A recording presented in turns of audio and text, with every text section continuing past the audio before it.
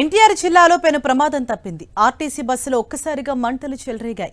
జగ్గయ్యపేట నుంచి విజయవాడ వెళ్తున్న RTC bus Gollapudi దగ్గరకు చేరుకోగానే ఒక్కసారిగా బస్సులో నుంచి పొగలు వ్యాపించాయి.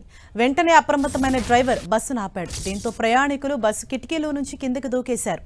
ఒక్కసారిగా బస్సులో పొగలు రావడంతో ప్రయాణికులంతా భయభ్రాంతులకు గురయ్యారు.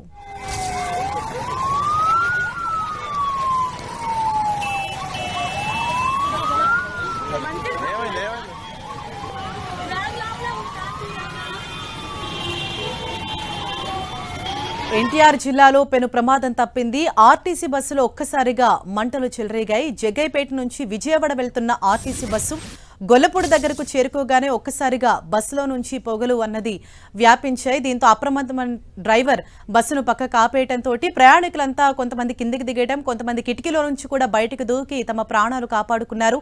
అయితే అదృష్టవశాత్తు ఎవరికి ఎటువంటి గాయాలు కూడా కాలేదు. వారంతా కూడా సురక్షితంగానే ఉన్నారు. అయితే అసలు ఈ ప్రమాదానికి గల కారణాలు ఏంటి అన్న దానిపైన అధికారులు అక్కడ దర్యాప్తు కొనసాగిస్తున్నారు.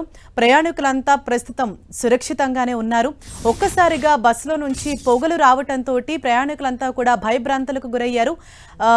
పెద్దగా ప్రమాదం జరుగుతుంది అని చెప్పేసి వారంతా కూడా భయపడిపోయి వెంటనే కిటికీలో నుంచి కొంతమంది దూకేశారు. అలాగే కొంతమంది బస్సు కిందకి దిగేశారు. డ్రైవర్ వెంటనే అలర్ట్ అయిపోయి బస్సును ఆపేసి వారందరినీ కూడా కిందకి దించే ప్రయత్నం చేశారు. దీంతో ప్రయాణికులంతా సేఫ్గా బయటపడ్డారు.